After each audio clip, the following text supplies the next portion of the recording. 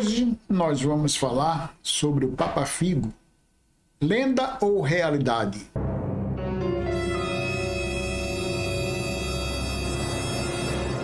Isso acontecia muito dentro de Olinda.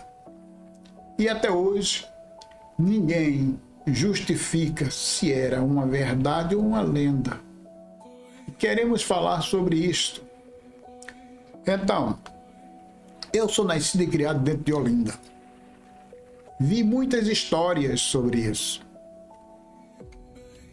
Tinha meus certos cuidados que minha mãe me orientava. Muitas pessoas idosas me orientavam sobre o Papa Figo.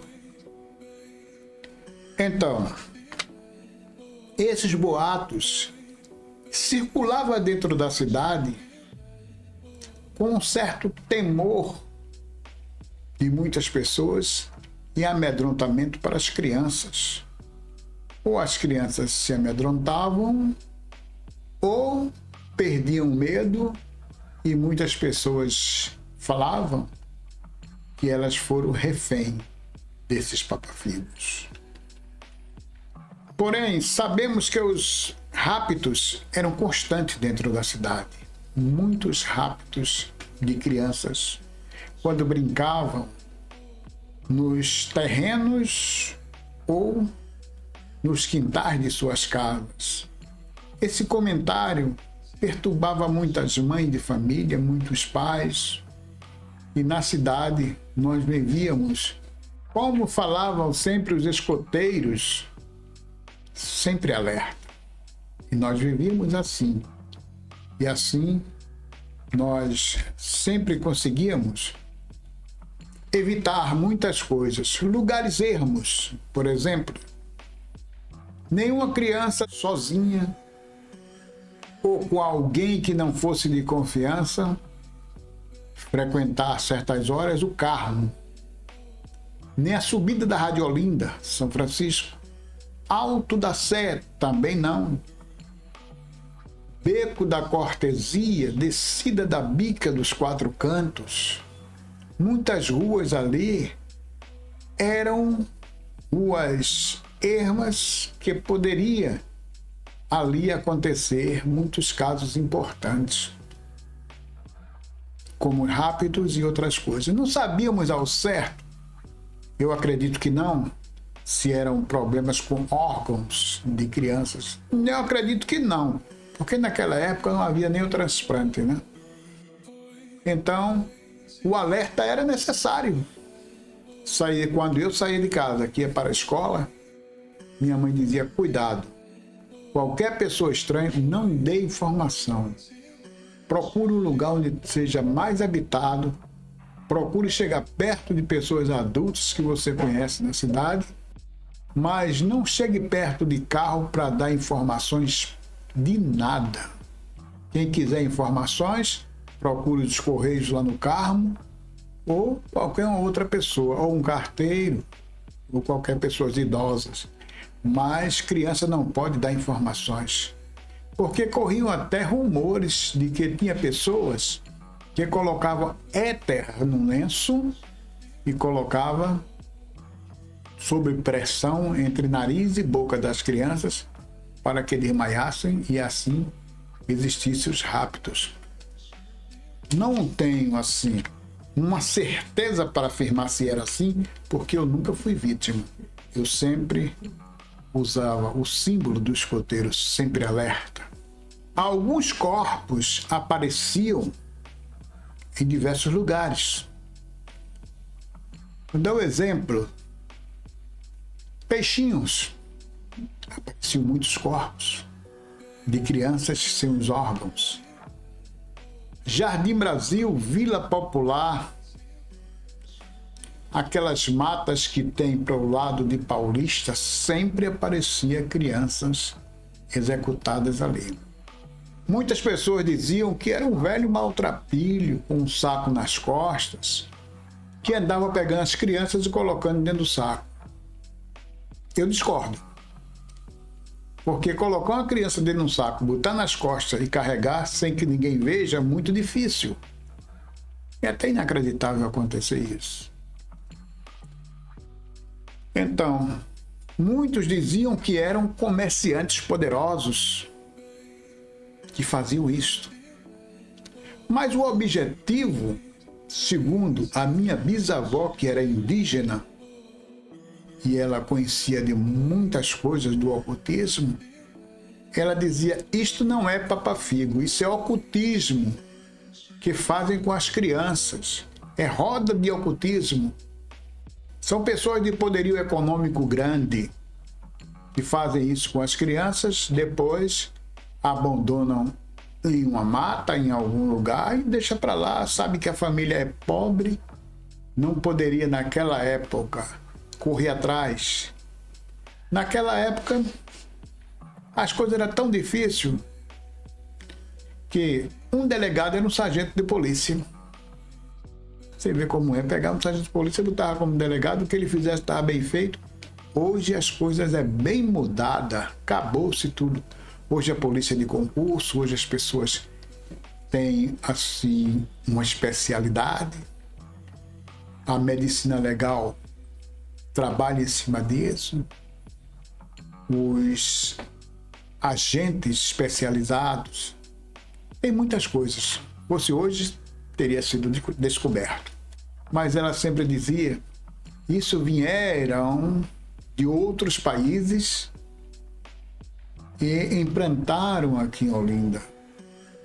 Pelas invasões, pelos países que estiveram em Olinda, sempre traziam essas coisas, né? E havia esse sacrifício. Porém, em parte acabou, mas ninguém pôde provar como realmente eram feitos, nem como solucionar esse problema.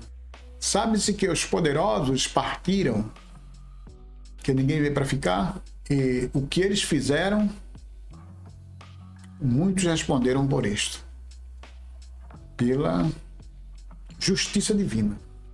Bem, pessoal, a Estrada da Bireta foi uma estrada que construíram de Vila Popular para o Jardim Brasil, para a Fosforita. A Fosforita era a fábrica de adubos.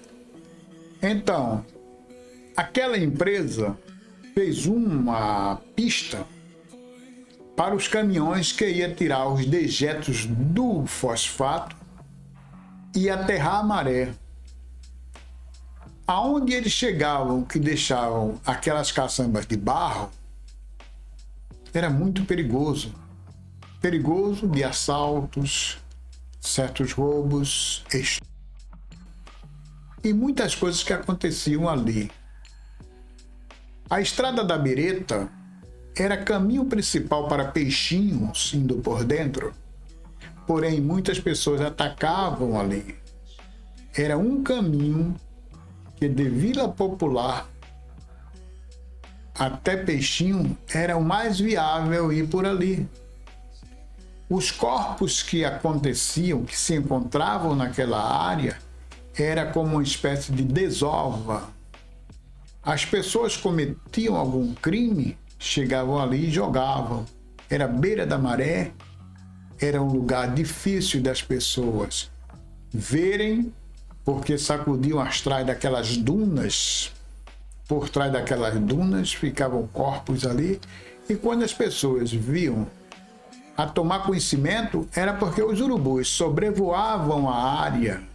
Essa é uma das histórias da Estrada da Bireta. Beirava a maré. Foi aterrado e hoje temos lá a Vila Popular propriamente dita.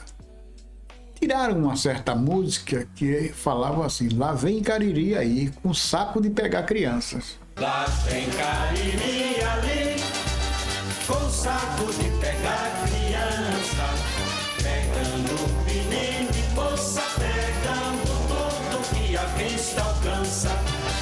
Cariri nunca pegou criança. Cariri era um homem que ia para o alto do Cariri, nos interiores, comprando tudo que era de remédio e banhas de certos animais, traziam para vender na cidade. Ele tinha um jumentozinho e ele montava naquele jumento selado, pegava aquelas cascas de medicamento que ele trazia, amarrava e colocava no ombro, porque ele não tinha carroça. Tudo era no ombro dele. Era pele de cobra, era pele de muitos animais que ele trazia banha para vender, mas mostrava para o morador: essa banha aqui foi desse animal aqui. Aí ele trabalhava assim. E muitas pessoas ficaram curadas, porque na época a medicina estava bem longe de nós. Ele não era curandeiro, mas ele era uma pessoa que comprava os medicamentos e revendia de porta em porta. Certa época, eu acredito que mais de 100 anos, foi que inventaram um clube e botaram o nome de Cariri. E muitas pessoas que tiraram essa música de Cariri, com saco de pegar criança, não sei de onde inventou isso. Quiseram passar toda a culpa para Cariri, como ele era um raptor de crianças, e nunca foi. Não estou aqui defendendo o que muitas pessoas dizem, mas eu estou defendendo o que os antigos passaram para mim e para muitas pessoas, muitos moradores de Olinda.